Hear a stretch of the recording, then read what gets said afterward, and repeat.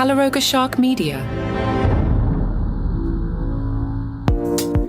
Hi there, I'm Johnny Mac with 5 good news stories. 2 Canadians are delighting animal lovers on Instagram. They're sharing videos of their pet rats. Yes, pet rats. What about the pet rats? Well, they're driving around in little cars, as pet rats do. Kendall and Sean ended up adopting 2 rats from the local animal shelter. Now, I know last episode I told you, it's always great to get a shelter animal. I was thinking dog, maybe cat, rabbit. I wasn't thinking rats, but okay. I mean, the rats need a home too. Thank you, Kendall and Sean. They recall being impressed by the ragged rescued rat's curiosity, even from within their cage at a shelter. They adopted Kronk and Cusco, and after their baths that night, the rats seemed to snuggle right up to the humans in bed. What? 5 Good News Stories has learned, like all social animals adopted to live in human society, domesticated rats are very smart, but they need stimulation to thrive. Meanwhile, at the University of Richmond, scientists, rather than spend time on the climate emergency, taught rats to drive tiny cars. They found the experience of learning and acquiring mastery of a new skill decreased the rats' stress hormones. Cusco and Kronk were given 2 little electric cars, this separate from the study. The scientists aren't that deep into this.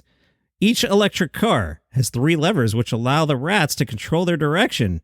It took 1 day for the 2 rats to learn they could use the middle lever to go forward, and after a week, they mastered turning a little car with the levers on the side. Soon they'll be your Uber driver. Sean told BCTV News their ability to conceptualize where they are just as humans do when they're driving is pretty incredible. Given the average driver on the Garden State Parkway, I think I'd rather follow the rats. Noah Kahan, do you know who that is? He's like this super popular musician. He's got that song Stick Season. Us oldies know about him. All the 20-somethings love him. Yeah, Noah launched the Busyhead Project, a fundraising initiative housed under the Vermont Community Foundation that provides grant money to community organizations across the country, helping to provide access to mental health support. The goal was to raise $1 million in 1 year, but within the first 12 months, it hit $2 million. The funds come from a portion of ticket sales, direct donations from fans, and offerings like live stream tickets to sold-out concerts. Nice job, Noah. If you're not familiar with him, check out the song Stick Season. You will like it. Now, poor Xavier, he was scheduled to graduate from kindergarten. The problem was he was scheduled to take a flight that day. He's up there. He's 35,000 feet above sea level. But luckily, the attendants at Frontier Airlines stepped in to give him a special ceremony. They called his name on the intercom. They invited all the passengers to offer congratulations as Xavier walked down the aisle in a red cap and gown. One of the attendants said he's missing his kindergarten graduation today, and because he chose to fly Frontier, we're giving him his graduation ceremony on this flight. Mom said he was just beyond excited. His face lit up. He was super, super excited, getting high fives from people and getting cheered on. Hey, could I have another Diet Coke when you get a second? Here's another Guinness record for you. I know there's been so many of these this summer. This one for the world's largest collection of soccer shirts. Casio has collected 6,101 shirts since 2000. His collection includes rare Pele jerseys and a 1998 World Cup shirt signed by Ronaldo. Does he have a big closet? No. He keeps the shirts at the Alambrado Soccer and Culture, which is a collectors club he founded in Sao Paulo. The club brings together 60 people who trade stories and jerseys. The collection includes the shirt worn by Pele when he met Queen Elizabeth in 1968. He tells us some shirts can go up to 40,000 local currencies, but a Pele shirt is priceless. 40,000 local currencies are approximately $7,200.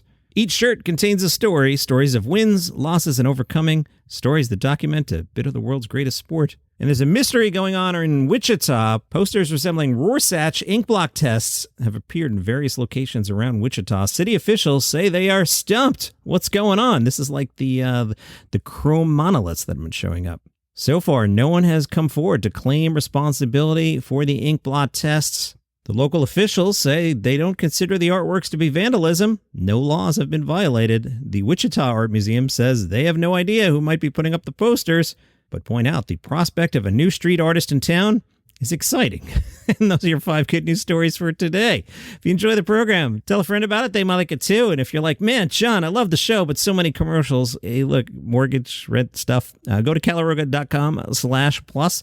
And what you can do there is for $4.99 a month, you'll get this show and all the others on the network ad-free. Yeah, you get daily comedy news, which I host 7 days a week, and Palace Intrigue, where we talk about the royals. You never know when Queen Elizabeth is going to meet Pele. They'd both have to come back for the dead, but you get the idea. Maybe King Charles will meet Messi. Same idea. And then the guy I told you about can buy the jersey and put it in his collection and it'll all come full circle. calaroga.com/plus. Have a great weekend.